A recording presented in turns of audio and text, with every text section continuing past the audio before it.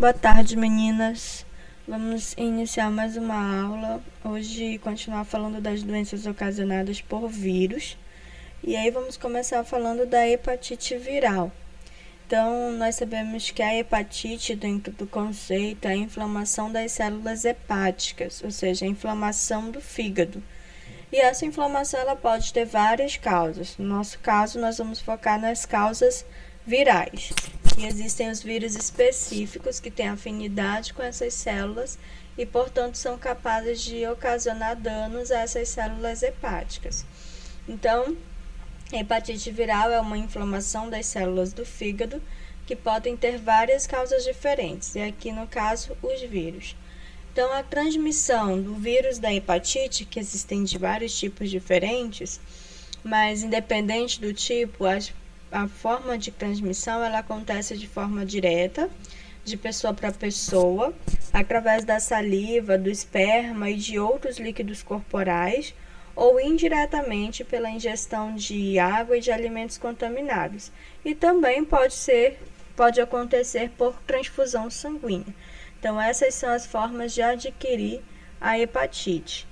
E aí a gente volta a relembrar, que o uso de alguns utensílios, principalmente na estética, podem facilitar a transmissão do vírus da hepatite. As pessoas elas têm até mais medo do HIV do que da hepatite, sendo que a hepatite ela ainda mata mais do que o HIV.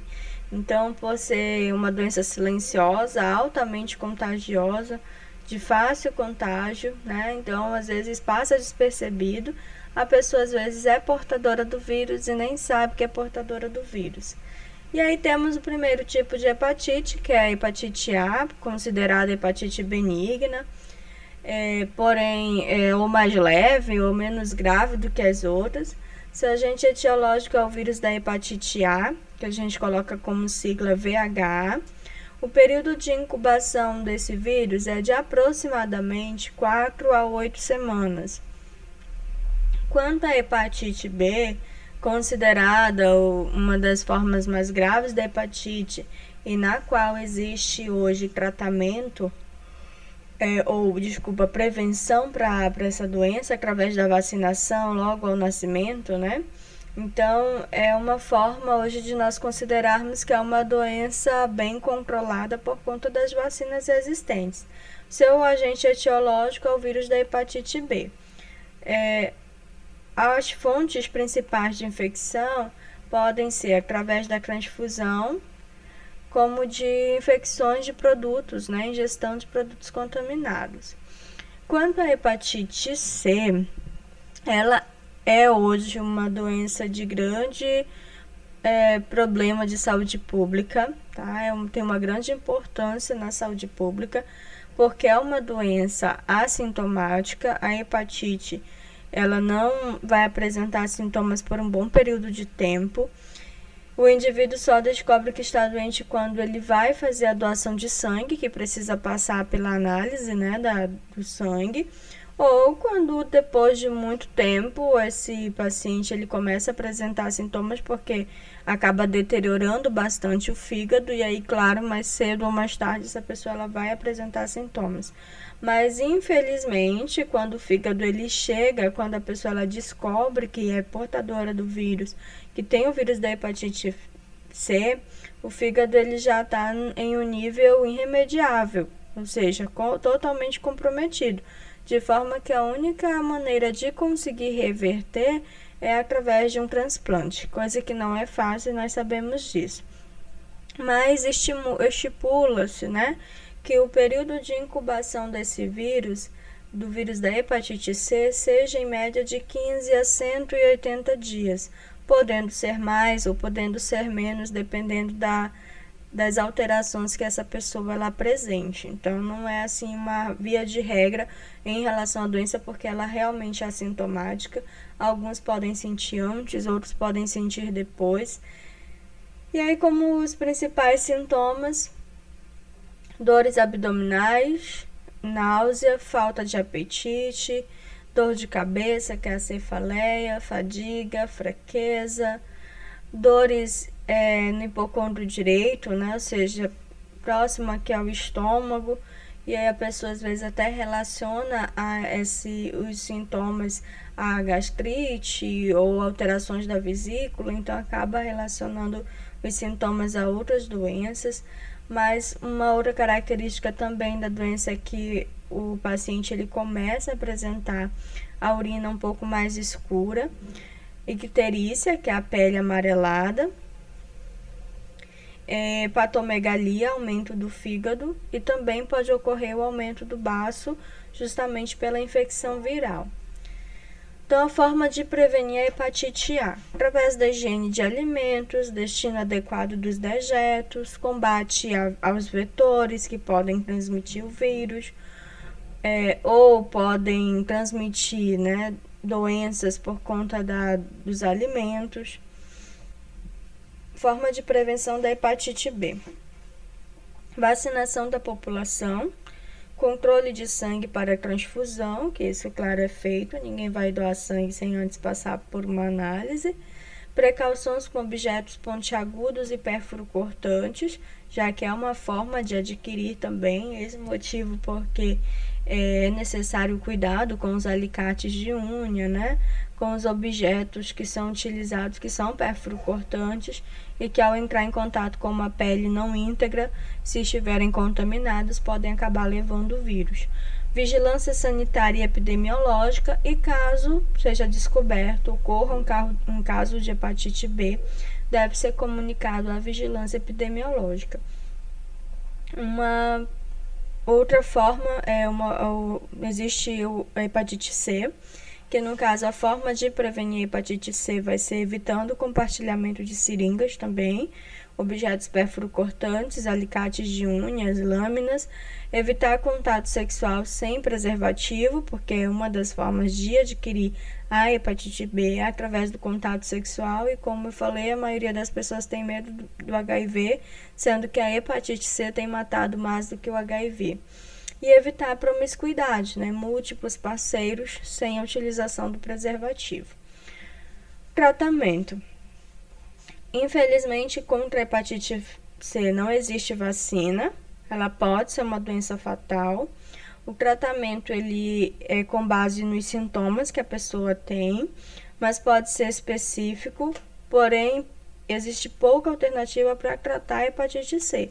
Até porque nós sabemos que o fígado ele é um dos principais órgãos responsáveis por auxiliar na metabolização de substâncias para o corpo, né? Então, a partir do momento que ele é deteriorado ou ele está comprometido, ele tem também nele que realiza a maioria das metabolizações dos medicamentos. Então, o fígado comprometido, consequentemente, não vai poder ser sobrecarregado quanto a medicamentos, porque pode não obter a resposta desejada. Então, aí existem até os tratamentos que podem ser específicos, porém podem, dependendo do nível da gravidade, pode não ser eficaz.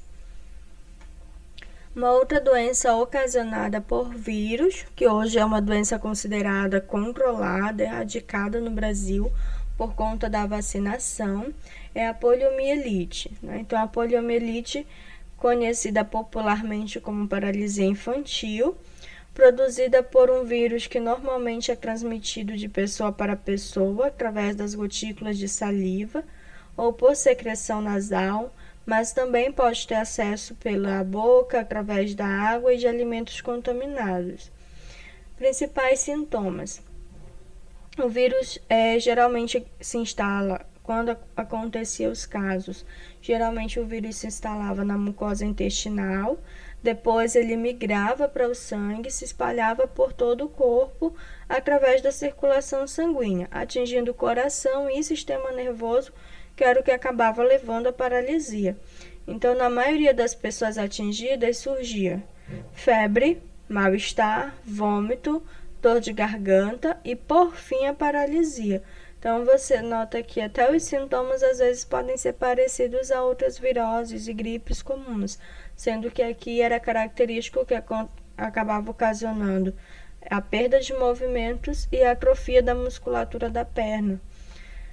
Então, formas de prevenção. Hoje, a vacinação existe, saneamento básico, tratamento de água e, claro, se houver casos novos, a vigilância epidemiológica deve ser comunicada.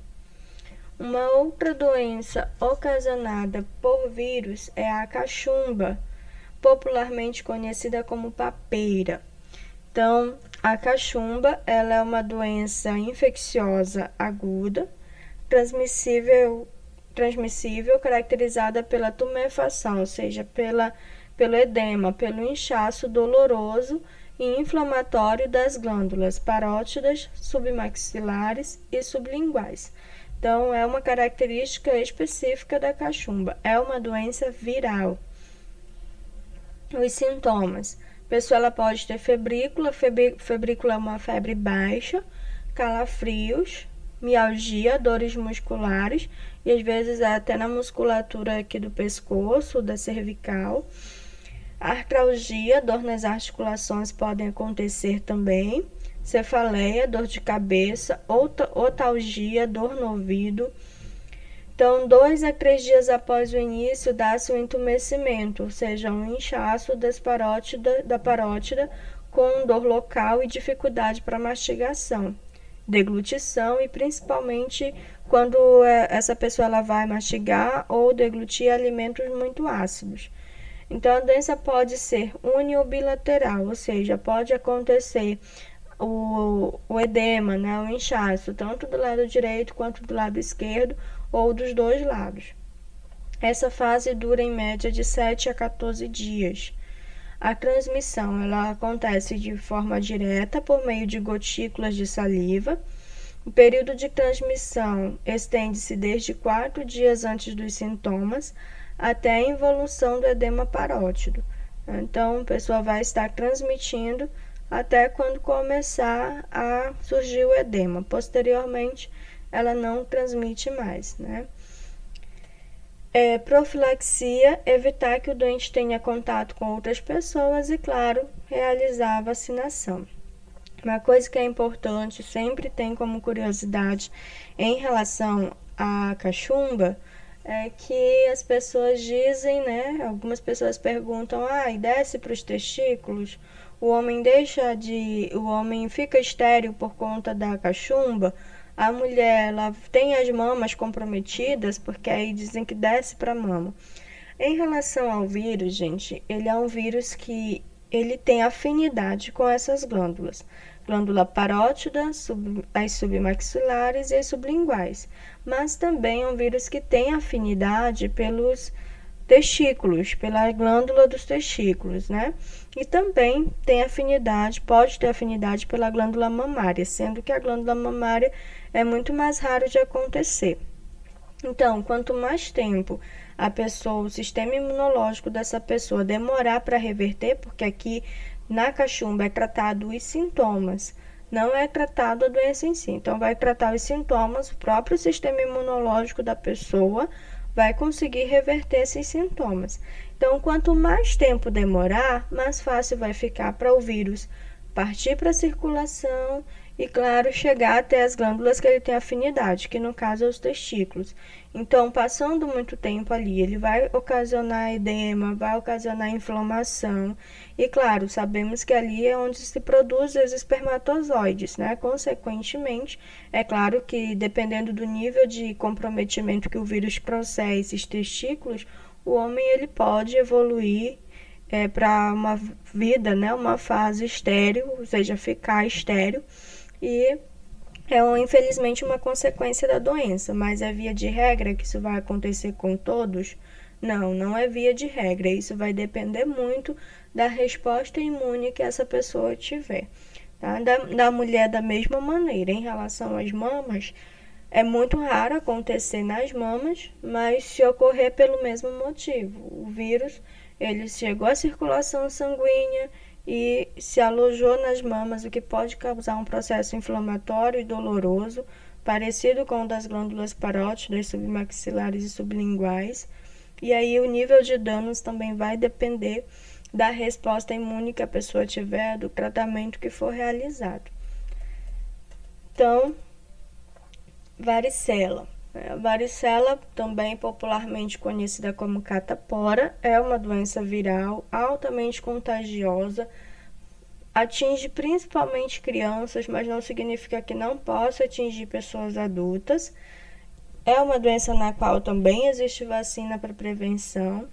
Seu agente etiológico é o vírus varicelae. O período de incubação, geralmente, do vírus vai ser de 12 a 15 dias.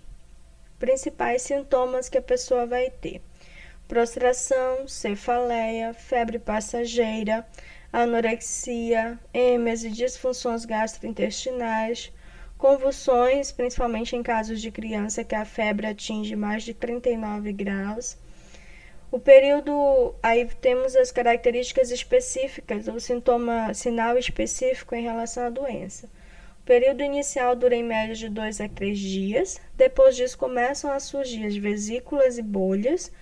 Vesículas são pequenas bolinhas que vão se formando com um líquido interno e dimensões regulares, que atingem até meio centímetro de diâmetro e são repletas de líquido claro. Então, esse é um sinal, um sintoma característico da varicela. Por volta de 1 a 2 dias, as vesículas começam a se contrair, formando as crostas, que perfuram de 3 a 4 dias sem deixar cicatriz.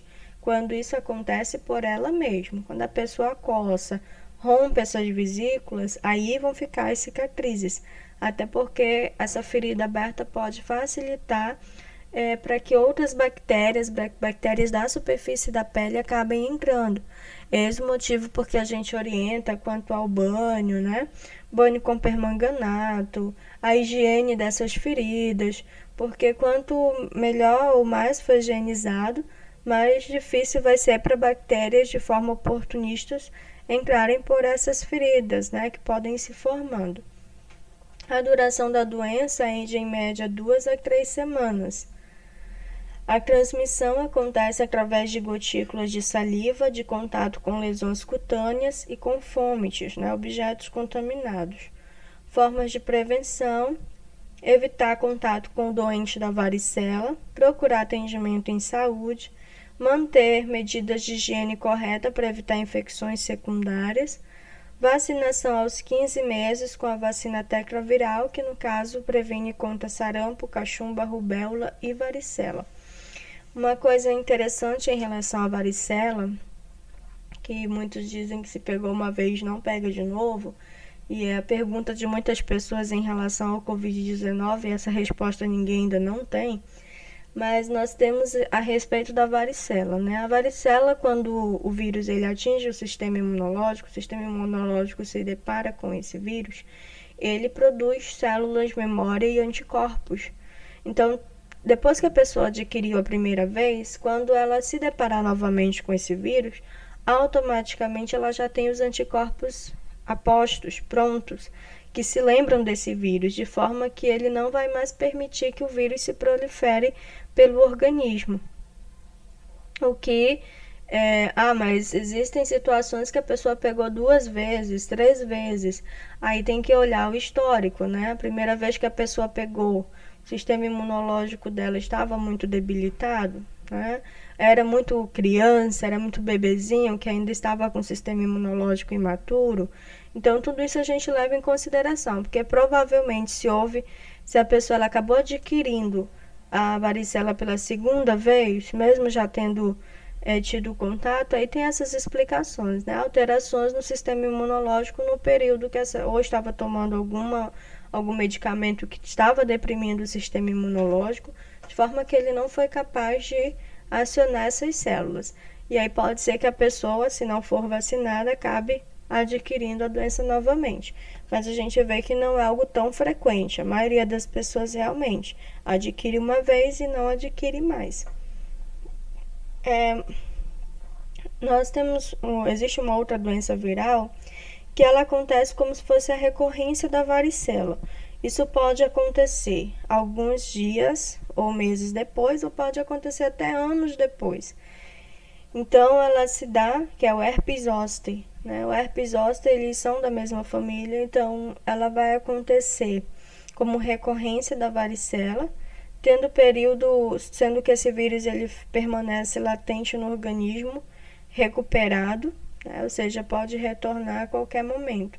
Na maioria das vezes não se consegue estabelecer o exato período de incubação do herpes zoster. Como falei, pode acontecer de esses sintomas aparecerem por volta de 3 a 7 dias após a pessoa se recuperar da varicela, ou pode ser depois de muitos anos.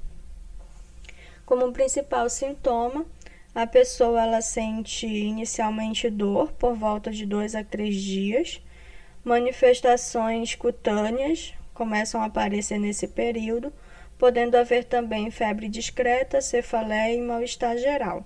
Uma característica importante aqui é o prurido. A pessoa ela sente prurido intenso onde apresentam-se essas lesões. Geralmente, essas lesões do herpes zoster acontecem na região abdominal.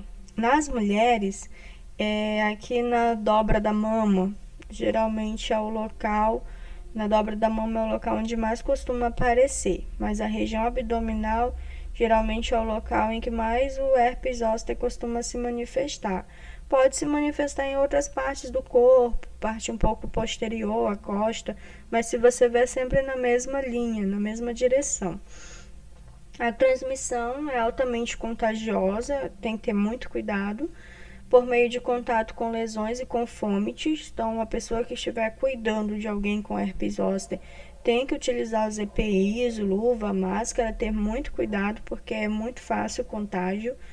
E fazer a higiene, a pessoa que está que está portando o vírus, que está manifestando o vírus nesse período, que ela tenha muito cuidado com os seus próprios objetos. Forma de prevenção: evitar contato com o doente de varicela, porque, claro, pode ser como consequência da varicela. Procurar atendimento médico. Manter medidas de higiene correta para evitar infecções secundárias. O herpes simples eu vou deixar para falar dele amanhã, que ele é bem interessante em relação, a gente vai conseguir relacionar ele principalmente aos procedimentos realizados em estética. Então, as doenças virais que nós estudamos hoje serão essas. Amanhã nós continuamos a partir do herpes simples.